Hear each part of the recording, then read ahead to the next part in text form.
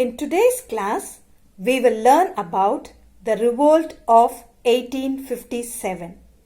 In 1857, people from many parts of India and various sections of the society protested against the unfair practices of the English East India Company.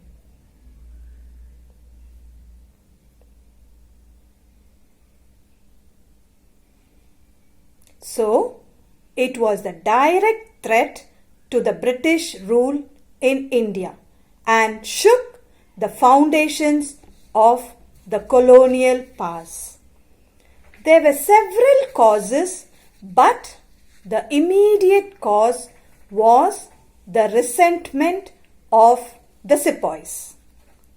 Children, will you be angry if an outsider comes to your house and makes rules for you to follow regarding what you should eat, how you should dress, and where you should go? In such a case, would you protest against the rules? Yes, isn't it? We will be very angry if an outsider visiting us and starts imposing rules.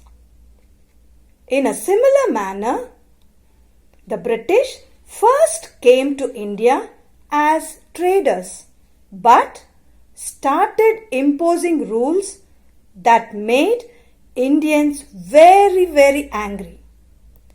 So what were the causes of the revolt? There were many causes, but the most important cause of the revolt of 1857 was the British policy of exploiting India, and this hurt all the sections of the society. And the peasants also suffered due to the strict revenue policy. The policy of doctrine of lapse, subsidiary alliance, created discontentment among the people.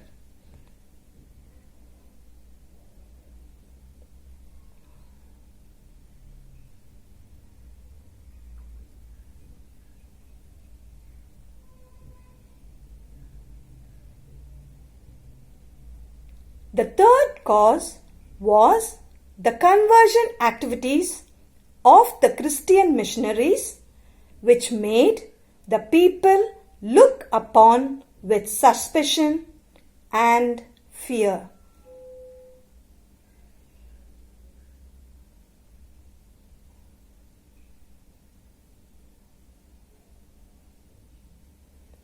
Abolition of practices like sati, female infanticide, support to widow remarriage, and female education were seen as interference in the Indian culture by the Europeans. And the last cause was the Indian sepoys were looked upon as inferior by the British officers. They were paid much less than the British soldiers, and the high army post was reserved only for the British soldiers. So, the next we will see about the immediate cause of the revolt of 1857. The immediate cause was the introduction of the new Enfield rifles.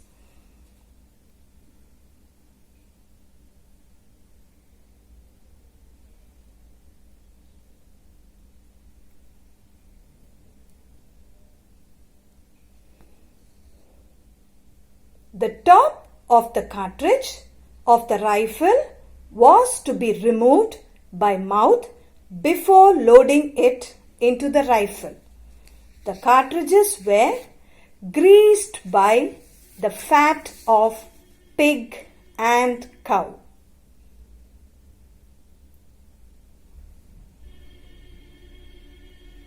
The Indian sepoys believed that the Britishers were attempting to spoil their religion of both the Hindus and the Muslims, because the Hindus worshipped the cow and the Muslims hated the pig.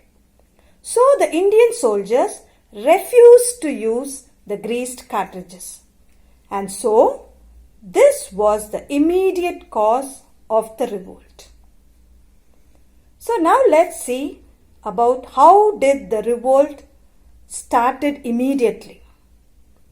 The outbreak of the revolt happened on 29th March 1857.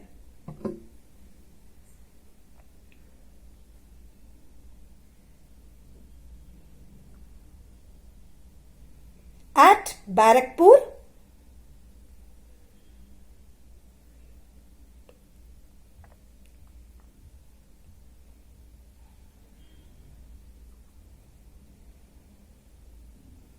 when Mangal Pandey, a young sepoy from the Bengal regiment, refused to use the greased cartridges and shot down his own sergeant.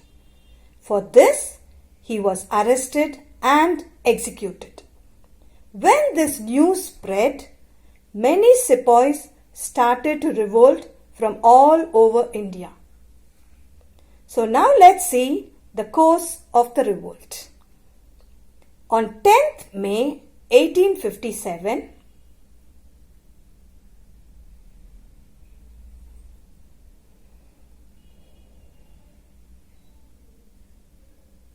the sepoys of the 3rd Cavalry at Meerut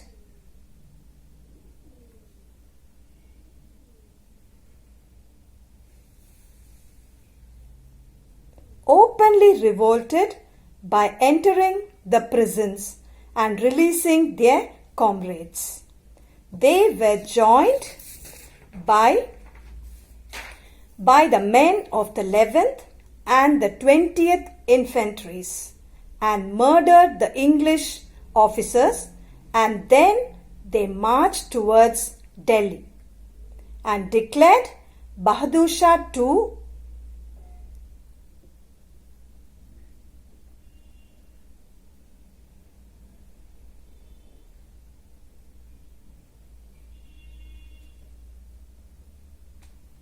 as the Emperor of India. So the revolt quickly spread to Lucknow, Jhansi, Bareilly, Bihar, Kanpur and Gwalior. Many of them found that it was a good opportunity to burn the papers of their landlords. Many joined together to revenge against the British. The Muslim leaders and the Maulavis sought this opportunity to establish a Muslim rule in India. So how do you think, children, they suppressed the revolt? The Britishers suppressed the revolt? Lord Canning, the Governor General, he took immediate steps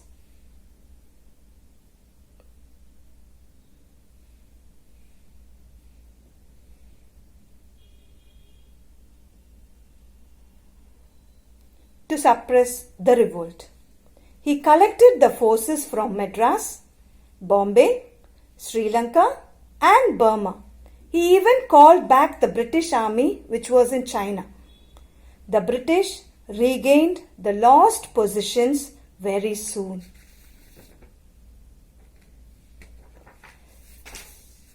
Delhi was recaptured by General John Nicholson on 20th September 1857, and they sent back Bahadur Shah II to Rangoon, and there he died in 1862. Sir Colin Campbell occupied Kanpur and Nana Sahib was defeated at Kanpur. Tantia Tope escaped to central India and was captured and put to death. Rani Lakshmi Bai died in the battlefield. Kunwar Singh and Khan Bahadur Khan also died. The revolt was finally suppressed, and by the end of 1859, the British authority was fully re-established. Children, now let's see the cause for the failure of the revolt of 1857. The first one is lack of organization and discipline. The rebel leaders were no match to the British generals. Non-participation of Bengal, Bombay, Madras, Western Punjab and Rajputana. So the modern educated Indians did not support the revolt as they believed that only the British rule could reform the Indian society. The British managed to get loyalty of the Sikhs, Afghans and the Gurkha regiments.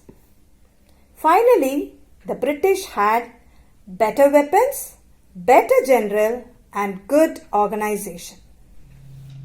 Finally, we are going to see about the consequences of the revolt. The revolt of 1857 was marked as the turning point in the history of India. The administration of India was transferred from the East India Company to the British Crown. The Governor General was given the title of Viceroy. The Indian Army was thoroughly reorganized and more Britishers were employed in the army. The revolt of 1857 played an important role in bringing the Indian people together.